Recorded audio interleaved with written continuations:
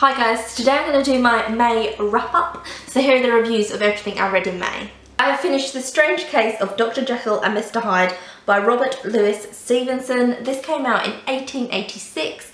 It's a classic horror novella and I've done a full video review and really in depth into the plot of it on the channel, so I'll link that video down below. Basically we all know what it's about. There's a well-respected doctor called Dr. Jekyll and he takes a potion to turn him into kind of like the bad side of himself, so the bad side of himself can get out, and that person is called Mr. Hyde, and it's told from Dr. Jekyll's friend's point of view, Mr. Utterson.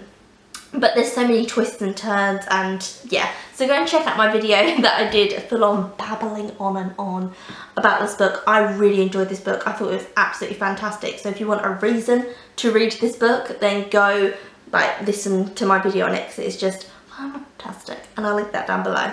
I just finished Clever Polly and the Stupid Wolf. This by Catherine Storr. This came out in 1955. It's a children's book. The illustrations are by Marjorie Ann Watts and the illustrations are stunning in this. I'm just going to put in a quick clip of the illustrations now. Here is one of the illustrations. It's little Polly and her grandma and the wolf, and this is a parody of Red Riding Hood because throughout the book it parodies well-known stories. I loved every single illustration in this book. I thought it was absolutely stunning and the detail is just gorgeous. Here's another illustration. This is little Polly and the wolf walking along together and chatting. I could literally show you every single illustration in this book because every single one is just stunning.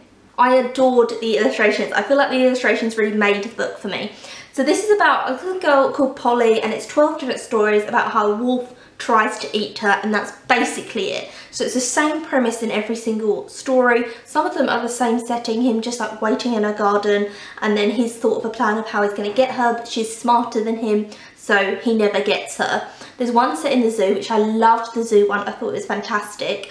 But that is it. It's incredibly repetitive in its theme.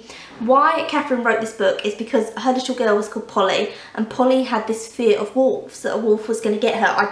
I don't know why, I don't know where they lived, but she had this real fear, and so Catherine wrote this book for her about how the little girl called Polly outsmarts the wolf, and the illustrator actually modelled Polly on the little girl, so she drew the actual real life Polly, which I think is gorgeous. And this was a good book, but it was really repetitive. I couldn't read this in one sitting, even though it's quite a short book, because I would have shot myself. I mean, if you're reading this to a child, you don't want to read it in one sitting, because some of the stories, you know, could have been cut out. They are incredibly similar.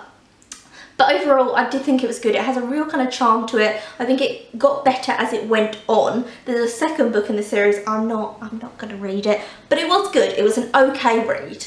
So that's it. That's the end of the wrap up. I only managed to read two things. The one novella, which is The Strange Case of Dr. Jekyll and Mr. Hyde, and the one children's book, which is Clever Polly and the Stupid Fox. I'm going to put up a currently reading video in the next few days, so you can see that I'm actually in the middle of a lot of books, and I finished a book which I'm rereading at the moment because I have no idea how I bloody feel about that book. So in the currently readings video you'll get a little more of an insight into my reading. That's the end of the video. I will see you tomorrow for another video.